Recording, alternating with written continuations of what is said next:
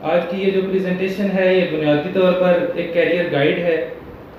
ये आपको रहनुमाई करेगी कि आप जो हमारा एजुकेशनल सिस्टम है उसमें कितनी वुसअत है, और आप एक स्पेसिफिक सब्जेक्ट अगर स्टडी करते हैं तो उसके बाद आप आगे कौन कौन सी फील्ड में जा सकते हैं।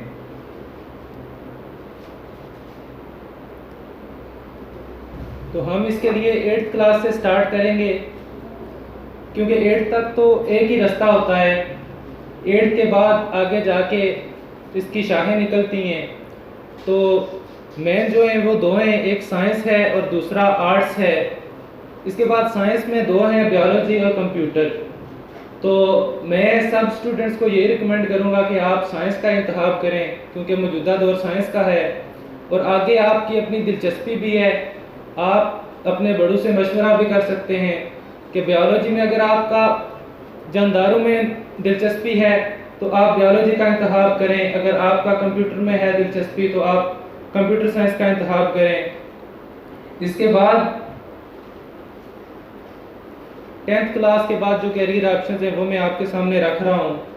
आप देख सकते हैं कि 10th क्लास के बाद आपके पास 6 ऑप्शंस हैं। एफएससी प्री मेडिकल का होता है, एफएससी प्री इंजीनियरिंग का होता है, आईसीएस का होता है, एफए का होता है, आईकॉम का होता है, और एक ऑप्शन जो अक्सर लोग नहीं जानते वो होता है डिप्लोमास।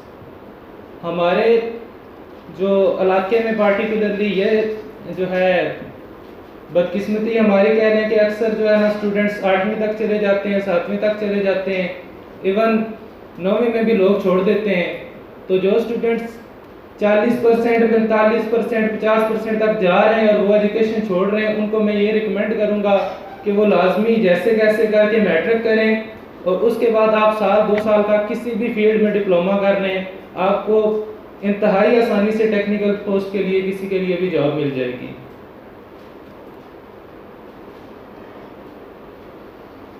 उसके बाद है 12th क्लास के बाद कैरियर ऑप्शंस। उसमें जो 12th क्लास के बाद कैरियर ऑप्शंस है उसमें दो चीज़ें हैं। कुछ ऐसे हैं सब्जेक्ट्स जो स्पेसिफिकली आप उनमें सिर्फ तभी जा सकते हैं कि अगर आपने पहले वही बुक्स पढ़ी हुई हैं, और कुछ ऐसे हैं जिसमें डिपेंड नहीं करता कि आपने पहले क्या पढ़ा है। तो मैं जितने ग्रुप्स मैंने एफएससी के हवाले से डिस्कस किए हैं उनको 1 बाय 1 डिस्कस करूंगा आगे, कि प्री मेडिकल वाले क्या कर सकते हैं, प्री इंजीनियरिंग वाले क्या कर सकते हैं, आईसीएस वाले क्या कर सकते हैं, एफए वाले क्या कर सकते हैं और कॉमर्स वाले क्या कर सकते हैं। तो सबसे पहले प्री मेडिकल को डिस्कस करते हैं। प्री मेडिकल में सबसे ज़्यादा ऑप्शंस हैं। सबसे पहला ऑप्शन जिसके लिए हर स्टूडेंट मेडिकल की फील्ड में प्री मेडिकल करता है, बायोलॉजी रखता है, वो है एमबीबीएस। उसके बाद बीडीएस का ऑप्शन आता है, आप डेंटिस्ट बन सकते हैं, फार्म डी कर सकते हैं, डीपीटी करके फिजियोथेरापिस्ट बन सकते हैं, डीवीएम कर सकते हैं, और एक और चीज़ है बीएस नर्सिंग। ये भी 16 ग्रेड की पोस्ट होती है। तो अगर आपका एमबीबीएस बीडीएस में नहीं होता तो आप बीएस नर्सिंग भी कर सकते हैं। इसके बाद बेशुमार सब्जेक्ट्स हैं जिनमें बीएस की अपॉर्चुनिटी है जो मेडिकल के रिलेटेड हैं। उनमें से एक है बीएस न्यूट्रिशन एंड डाइटिक्स हो गया, मेडिकल लेबोरेटरी टेक्नोलॉजी हो गया, ऑप्टोमेट्री हो गया, मेडिकल इमेजिंग टेक्नोलॉजी हो गया, और कार्डियल परफ्यूजन्स हो गया, और एनेस्थीसिया टेक्नोलॉजी हो गया। उसके बाद मैं कुछ ऑप्शंस आपके सामने रखूंगा जो मेडिकल की प्री मेडिकल के बाद होते हैं लेकिन मेडिकल की फील्ड से रिलेट नहीं करते, थोड़ा सा साइड ऑप्शन हो जाते हैं।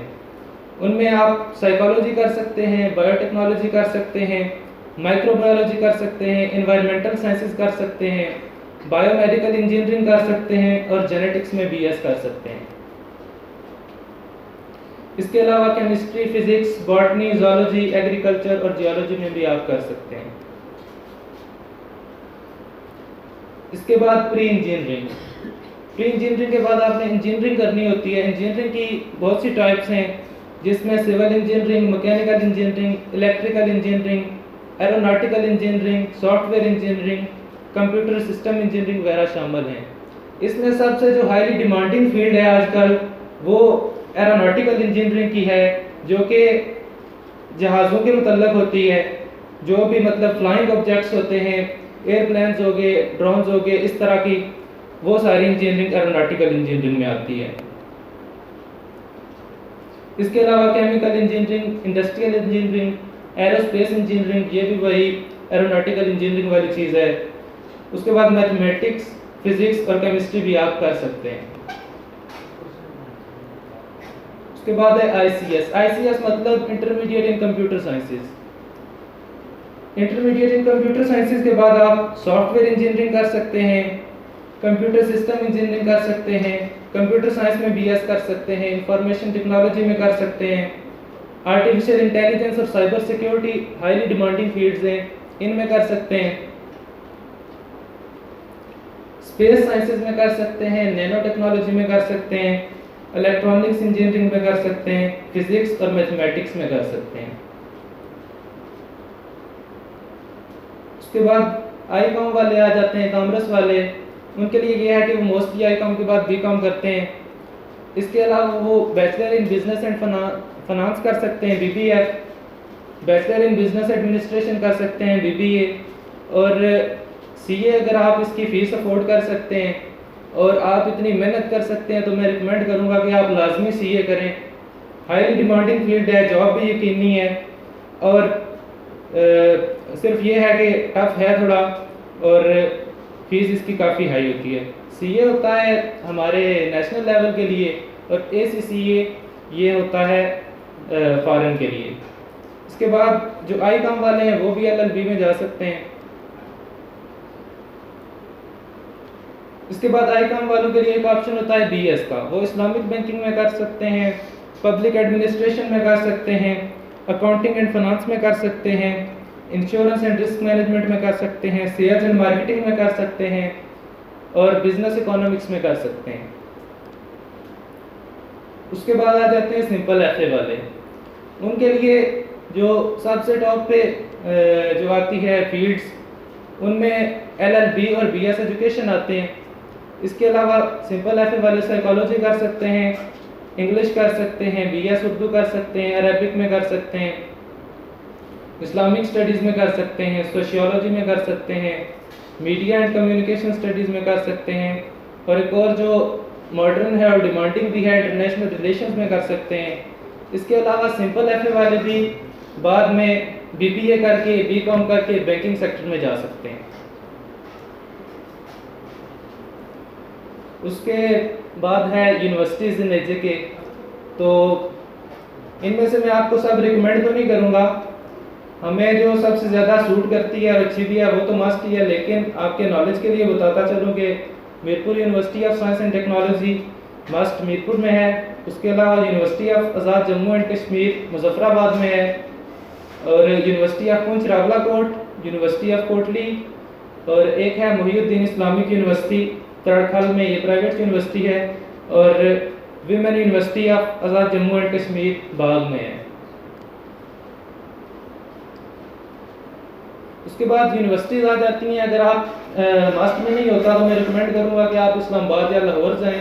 अगर उधर नहीं होता तो फिर हम कहेंगे कि आप जो है ना एजेके यूनिवर्सिटी में जाएँ या रावलाकोट में जाएँ। तो इस्लामाबाद की टोटल 32 यूनिवर्सिटीज़ हैं, जिनमें से जो मोस्ट फेमस हैं और अच्छी यूनिवर्सिटीज़ हैं उनका मैंने कुछ का नाम यहाँ लिखा हुआ है। उसमें सबसे पहली इंटरनेशनल इस्लामिक यूनिवर्सिटी है, कायद-ए-आज़म यूनिवर्सिटी है, कॉमसैट्स यूनिवर्सिटी है, नस्ट है, national university of modern languages NUML है, और बहरिया यूनिवर्सिटी और एयर यूनिवर्सिटी है। इनमें आप अप्लाई कर सकते हैं। इसके बाद लाहौर का मैं रिकमेंड करूँगा यूनिवर्सिटी ऑफ पंजाब, ये पाकिस्तान की शायद सबसे बड़ी यूनिवर्सिटी हो और गवर्नमेंट कॉलेज यूनिवर्सिटी है। Lahore university of management sciences LUMS, काफ़ी एक्सपेंसिव है लेकिन ये भी बहुत अच्छी यूनिवर्सिटी है। University of engineering and technology UET. इसके बाद एनिमल साइंसेज में एक लिखी हुई है लाहौर में, university of veterinary and animal sciences. इसमें दो आती हैं, एक वो यहाँ मेंशन मैंने नहीं की हुई, यूनिवर्सिटी ऑफ एग्रीकल्चर फैसलाबाद। अगर आपने एग्रीकल्चर में करना है तो यूनिवर्सिटी ऑफ एग्रीकल्चर फैसलाबाद में जाएं। अगर आपने एनिमल साइंसेज में करना है तो university of veterinary and animal sciences Lahore, ये बेस्ट ऑप्शन रहेगा। इसके बाद किंग एडवर्ड मेडिकल यूनिवर्सिटी है, इसका एक तो होता है कि किंग एडवर्ड मेडिकल कॉलेज है जो MBBS करवाते हैं। उसके अलावा ये जो मैंने पीछे प्री मेडिकल में जो बताए हैं, BS ऑप्टोमेट्री हो गया, मेडिकल लेबोरेटरी टेक्नोलॉजी हो गया, मेडिकल इमेजिंग टेक्नोलॉजी हो गया, ये सारा आप यहाँ स्टडी कर सकते हैं।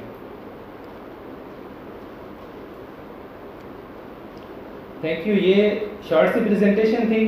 टाइम मैनेजमेंट के लिए हमने इसको इंतहाई मुख्तसर रखा है। और ये समझे टॉपिक एक समुंदर है और समुंदर को कूजे में बंद करना मुमकिन नहीं